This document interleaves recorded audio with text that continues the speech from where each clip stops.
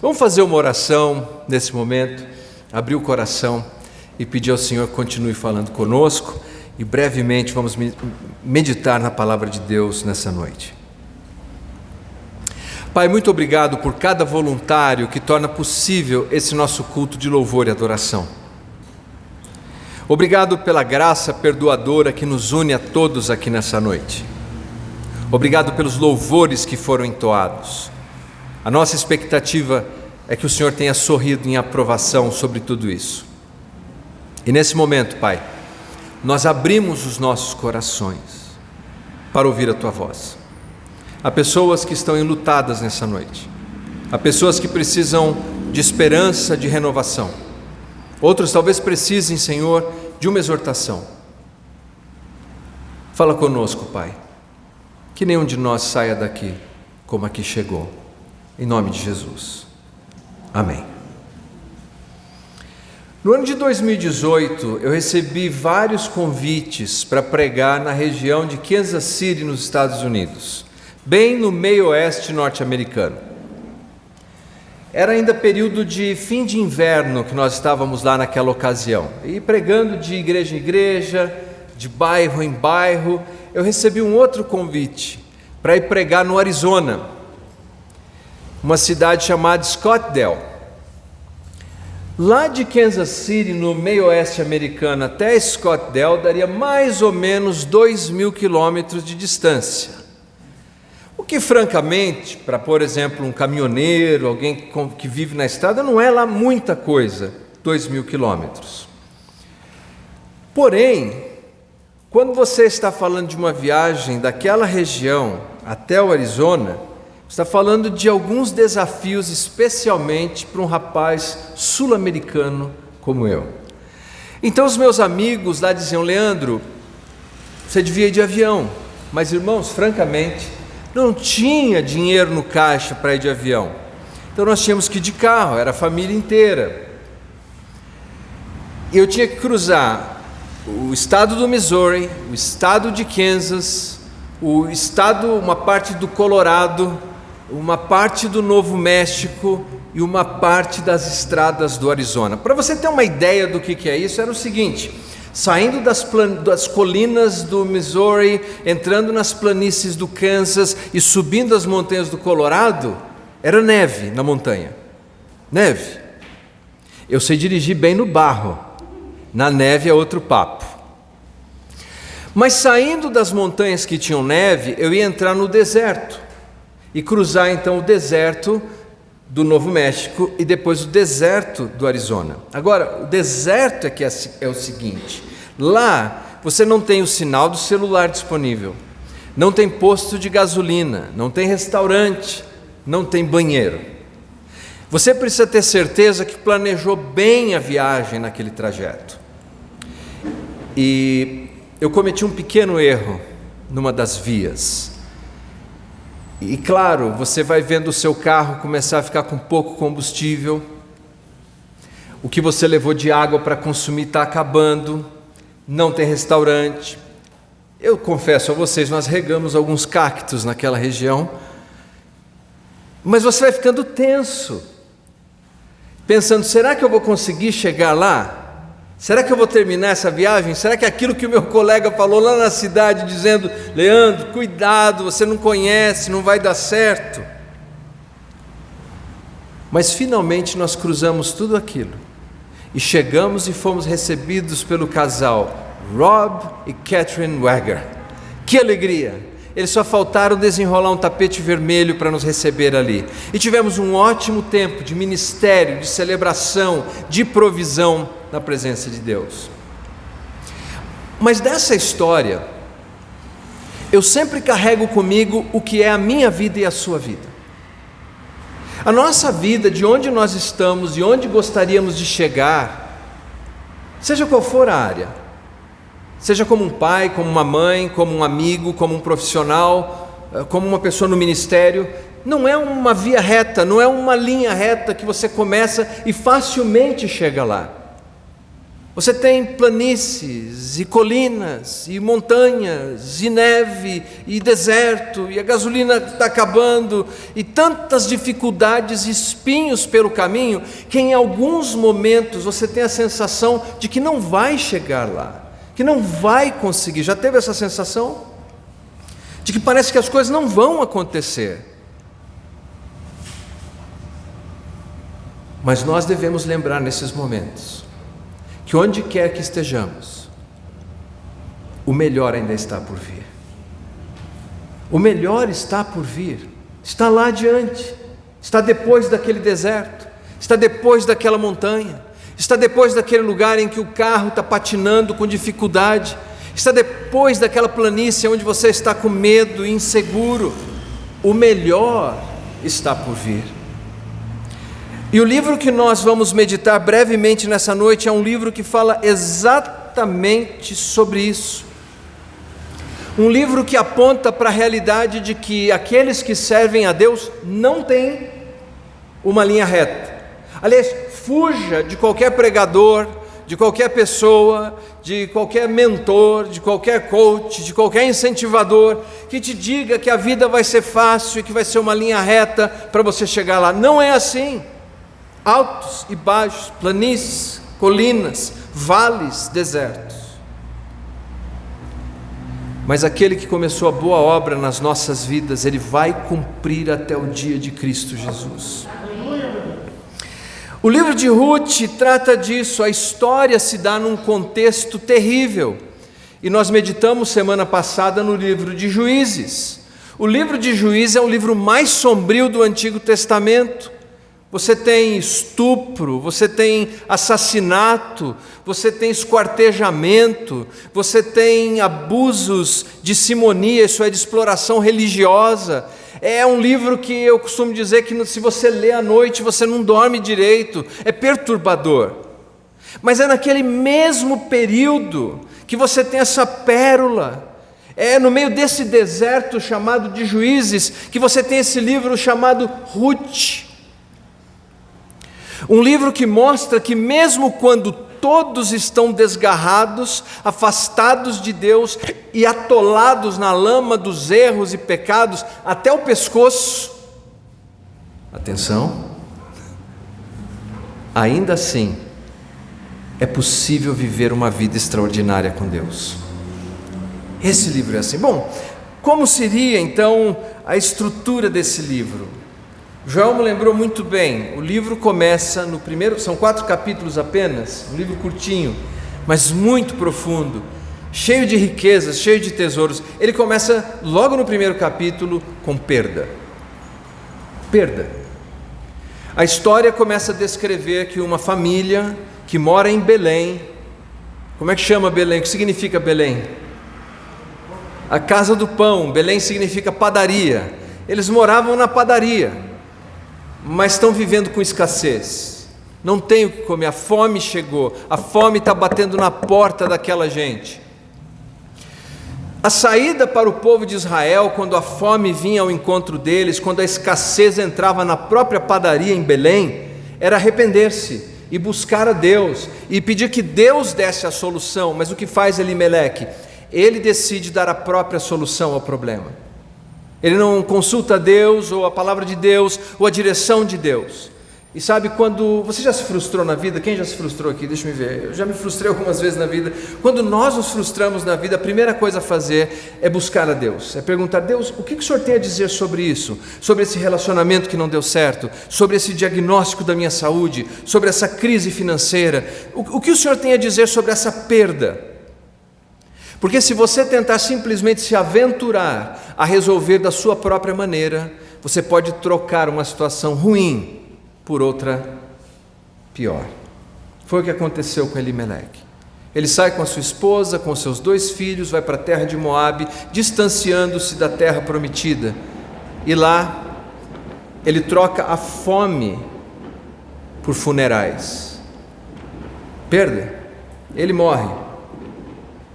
Os filhos que se casaram com mulheres moabitas, uma chamada Orfa, outra chamada Ruth, os filhos também morrem. Eles trocam a fome por 3 funerais. Que desgraça, que perda, Que dor. Abra, por favor, a sua Bíblia no capítulo 1, no versículo 21. Capítulo 1 do livro de Ruth, versículo 21. Talvez esse versículo sintetize esse primeiro capítulo. Se você encontrou, diga amém. Aqui é Noemi falando. Noemi diz assim: ditosa eu parti. Eu estou lendo na tradução atualizada. Ditosa eu parti, porém o Senhor me fez voltar pobre. Porque, pois, me chamareis Noemi, que significa agradável, visto que o Senhor se manifestou contra mim e o Todo-Poderoso me tem afligido. A nova tradução na linguagem de hoje, no capítulo 1, aqui no versículo 21, na parte A, verte assim esse versículo: quando saí daqui, lá de Belém, eu tinha tudo, mas o Senhor me fez voltar sem nada. É tão triste quando nós olhamos para a vida e pensamos: Deus tirou tudo, eu não tenho nada mais. Era assim que ela se sentia. A história vai nos mostrar que não era verdade, que pelo contrário, nos momentos mais angustiantes e difíceis, Deus estava com ela, que mesmo diante das perdas mais angustiantes, Deus estava presente, levantando alguém para estar com ela. A jovem Ruth, que se converteu ao Deus de Israel, cujo coração se uniu ao coração de Noemi, que diz: não me chamem de Noemi, não me chamem de agradável, me chamem de Mara, me chamem de amarga. Eu já conheci tanta gente que durante o sofrimento, atravessando a dor, atravessando a perda, a cada dia eles foram se tornando pessoas amargas. Que risco temos nós de nos tornarmos pessoas assim, amargos? Ela disse: eu me tornei amarga porque eu não tenho mais nada, eu perdi tudo. Isso nos leva, louvado seja Deus, que nessa rota sinuosa, cheia de curva, o livro não termina. O livro de Juízes é um livro sem final feliz, mas o livro de Ruth não é assim. É um livro que o melhor está por vir. Acena o tempo todo: não desanime, não desista quando você está vivendo perdas, de qualquer instância. Não jogue a toalha quando você está no corner apanhando. Não desista. Não desista no capítulo 1, quando você sente que Deus te tirou tudo. Não desista no capítulo 1, quando você acha que você deveria se chamar de uma pessoa amarga por causa das suas dores, por causa das suas lástimas. Não desista no capítulo 1, porque isso é uma ilusão da sua mente. Deus continua presente com você e discretamente Ele está cuidando da sua vida. Numa sociedade caída como aquela, que merecia que fogo descesse do céu e todos fossem violentamente consumidos, a graça de Deus ainda estava ali cuidando deles. Não desista. Isso nos leva ao capítulo 2.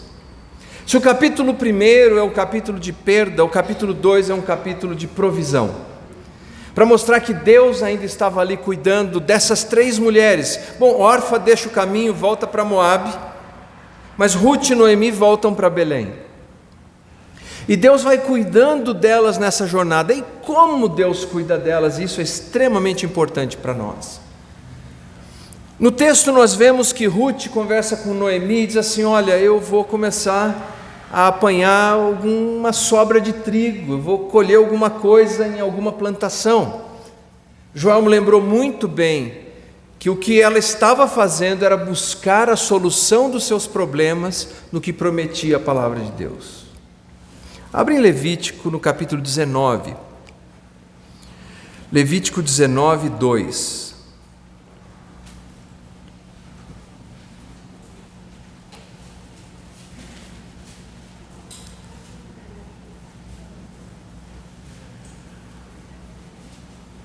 Amém? Levítico 19, 2. Aqui você lembra, é Deus orientando o povo de Israel como é que eles podem ser extraordinários, né? Como eles podem ser santos. E ele diz assim: semelhantemente não rabiscarás a tua vinha, nem colherás os bagos caídos da tua vinha, deixá-los-ás ao pobre e ao estrangeiro. Eu sou o Senhor vosso Deus. O que Ruth sabia, juntamente com Noemi, é que existia uma garantia social da palavra de Deus, que em alguma terra, em alguma plantação, ia ter comida disponível, porque ela está buscando a solução do problema da sua vida na palavra de Deus.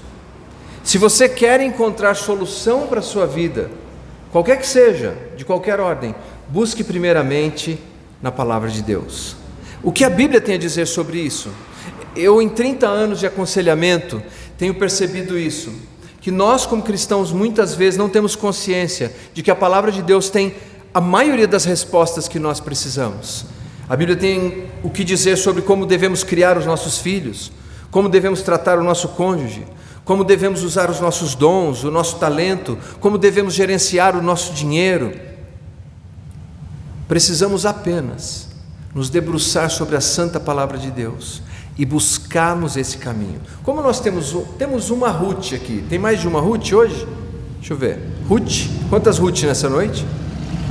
Ali, temos uma Ruth. Então eu vou pedir a você, Ruth, por favor, que venha aqui à frente e passe para mim essa colheita aqui, ó. Por favor, ninguém vai nem perceber, todo mundo é discreto aqui. Isso, Ruth, aqui, ó, por favor. Pode vir por baixo mesmo, isso. Mas se quiser por cima, só me entregar aqui, pega essa colheita. Não, tudo, o vaso inteiro, eu quero tudo. Isso. Firme? Está firme? Obrigado. Vamos dar uma salva de palmas para Ruth? Olha, que providência ter uma Ruth no dia que vamos falar de Ruth, não é uma providência? Tudo preparado. Nós combinamos, Ruth? Não. O livro de Ruth, ele é lido durante uma festa judaica chamada Shavuot, festa da colheita, ou Pentecostes. Eles leem nessa época, porque fala dessa provisão de Deus, de que Deus vai fazer a terra arrebentar e o trigo nascer, e a certeza de que Deus sempre vai levantar alguém generoso, que vai deixar umas espigas no caminho para o outro que precisa, que vai abençoar a outra pessoa. E ela entra ali, e ela vai apanhando dos feixes que vão deixando no caminho, e a provisão é tão generosa, porque vem mais do que isso ainda. Olha só, capítulo 2, versículo 3, Ruth, capítulo 2, versículo 3. Ela se foi, chegou ao campo e apanhava após os segadores. Agora note essa palavra, por casualidade. Deixa eu ver como está ali. Após os segadores, e caiu-lhe o quê? Como é que diz ali? Em sorte. Por casualidade ou por acaso entrou na parte que pertencia a Boaz, o qual era da família de Elimeleque. Pense nisso.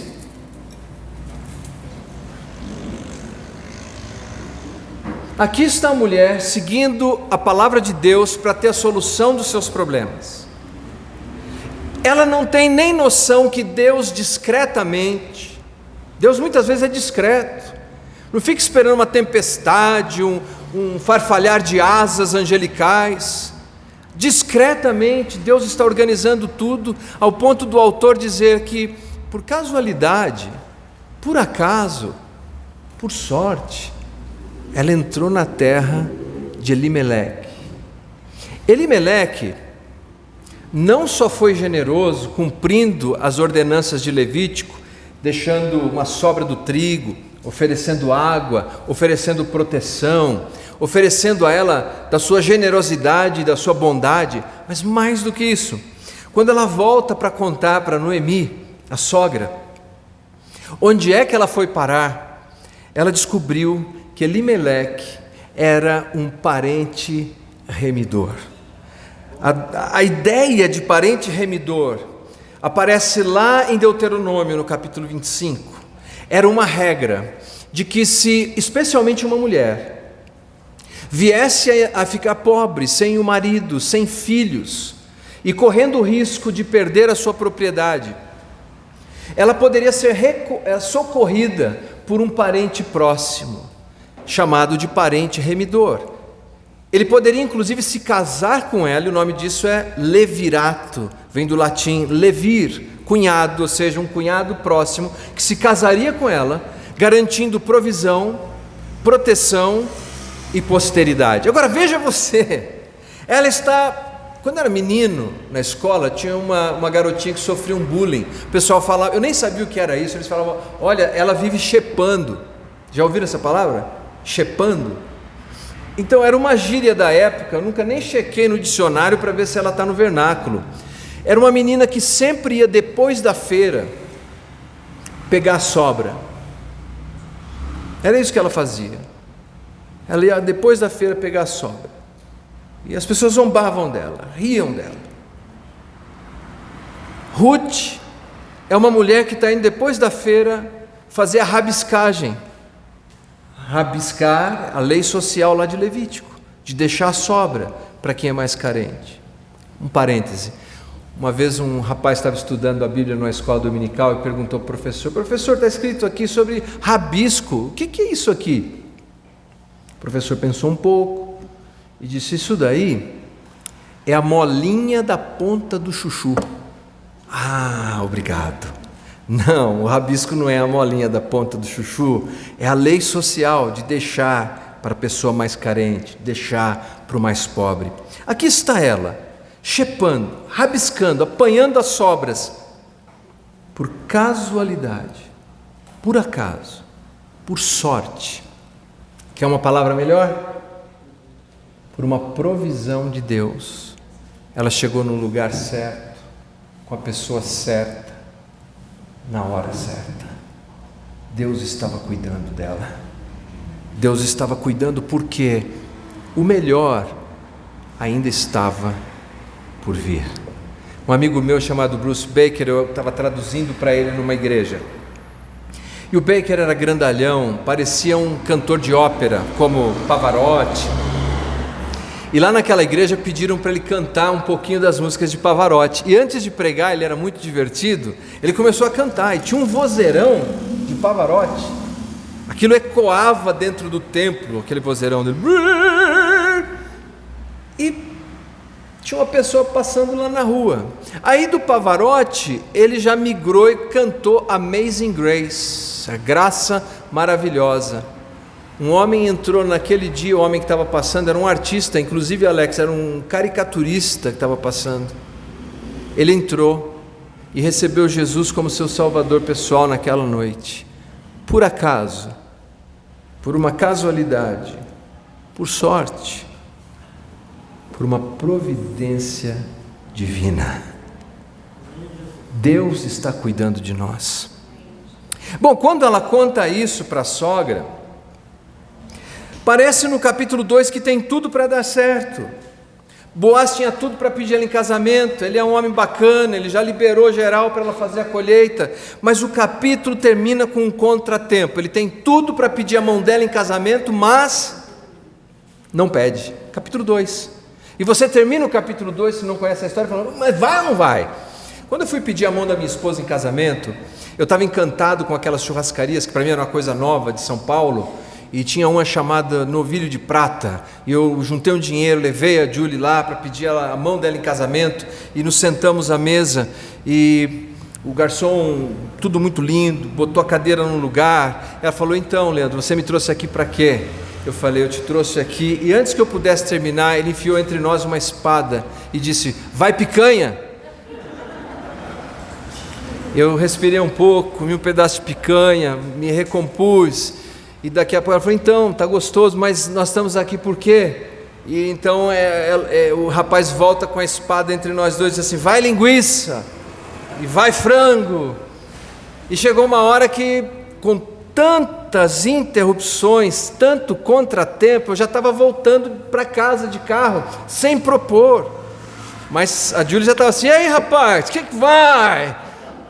Acabei parando na estrada, na rodovia, e disse assim: não, eu tenho uma aliança, que você quer casar? É para agora, caso já. Você termina o capítulo aqui assim, cheio de interrupções, contratempo. Entenda isso, a nossa vida não é uma linha reta, é cheia de contratempo. Isso nos leva para o capítulo 3, a proposta. A Noemi entendeu, Boaz não vai fazer essa proposta, mas lá em Deuteronômio, como eu disse no capítulo 25, parece sugerir que era um papel da mulher que precisava do socorro, chegar para o homem e falar: olha, casa comigo, redime a minha vida. Então Noemi e Ruth fazem o que eu chamo de um movimento arriscado. Lê depois o capítulo 3. A Noemi, que é mais experiente, já fala assim: Ruth, é o seguinte, minha filha, você toma um banho bem legal, você se produz, põe seu melhor vestido, arruma esse cabelo, menina, dá um jeito aí e vai encontrar Boaz. Agora, minha filha, deixa ele comer primeiro, deixa ele beber primeiro, porque homem de barriga vazia não dá. É mais ou menos isso. Ele come, ele bebe. Ela falou: aí você vai fazer o seguinte, você vai deitar lá na pontinha do pé dele. O que para nós é estranho, mas na época faz sentido. Era uma maneira de se aproximar de alguém e pedir: cubra-me com a tua capa. Em outras palavras, casa comigo. E quando ele acorda e vê aquela moça ali, ele diz: o que é isso? E ela diz: eu sou Ruth, eu sou descendente de Elimeleque, filho dele, você é o parente remidor, casa comigo. E ele faz um elogio maravilhoso, ele diz assim: você é uma mulher virtuosa, a cidade inteira sabe disso. Ela não era promíscua, ela não era fácil. Ele inclusive diz: você não se ofereceu para jovem ou para velho, para pobre ou para rico.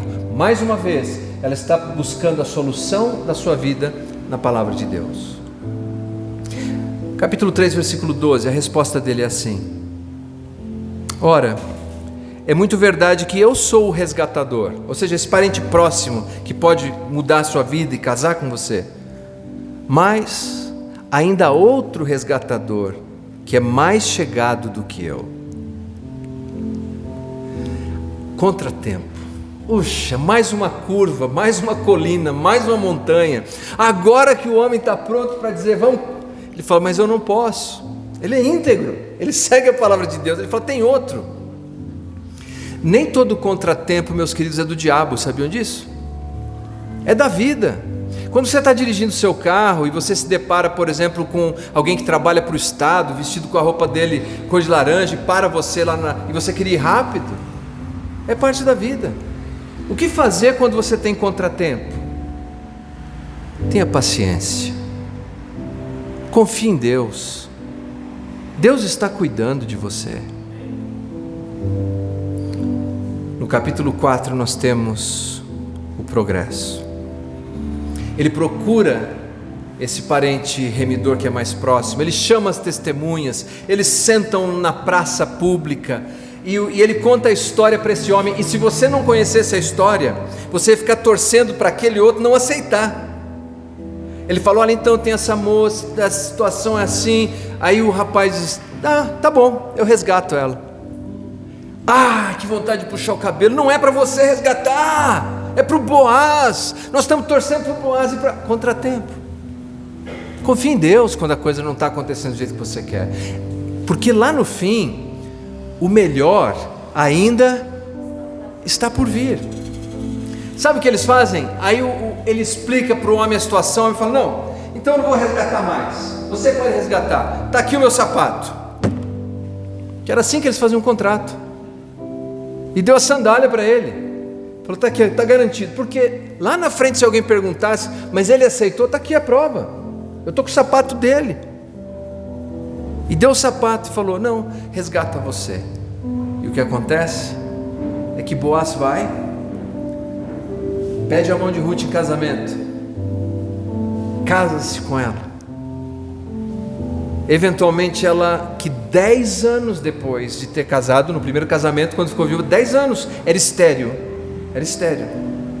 Agora ela concebe, ela gera uma criança, ela dá à luz um filho, e de um filho, outro filho, e nós chegamos ao rei Davi, e a linha do Messias de Israel, porque o melhor está, a história termina ali, mas o melhor ainda está por vir.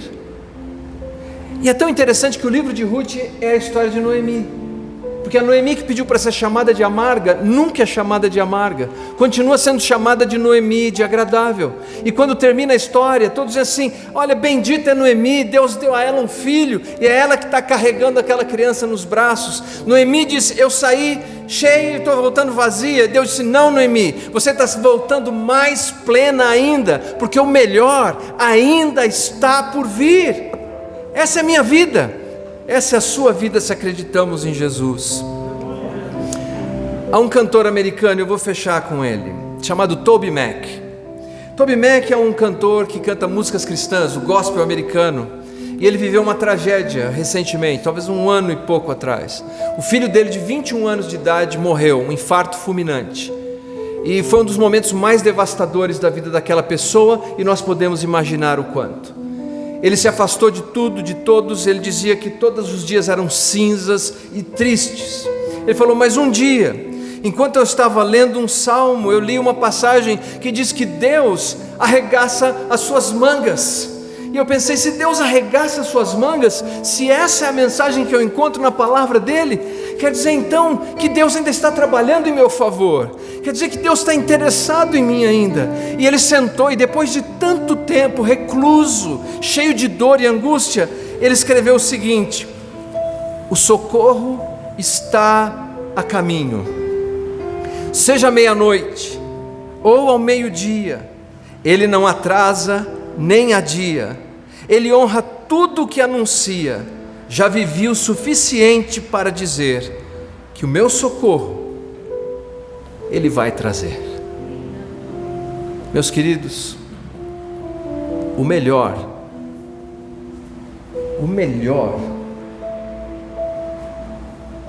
ainda está por vir, e é nisso que nós descansamos. Vamos ficar em pé.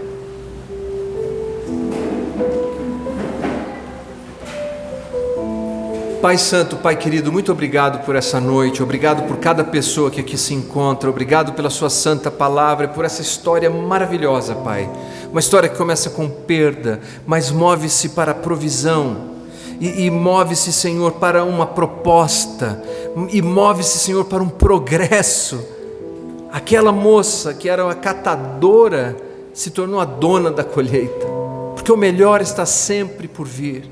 Aquela jovem que era estéril se tornou a mãe daqueles que eventualmente trariam para essa terra o Salvador da humanidade, porque o melhor está por vir.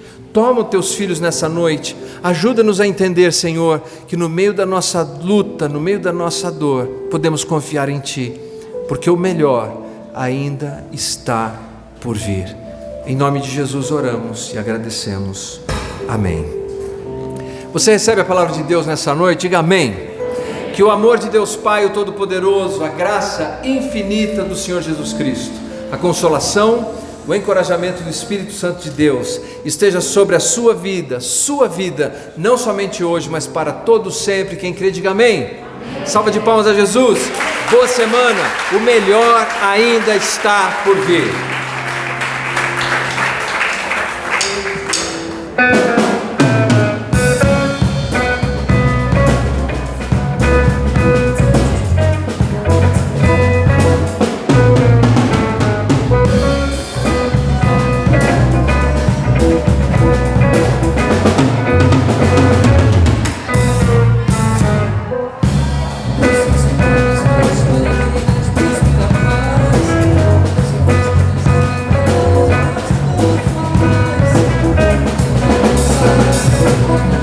Deus,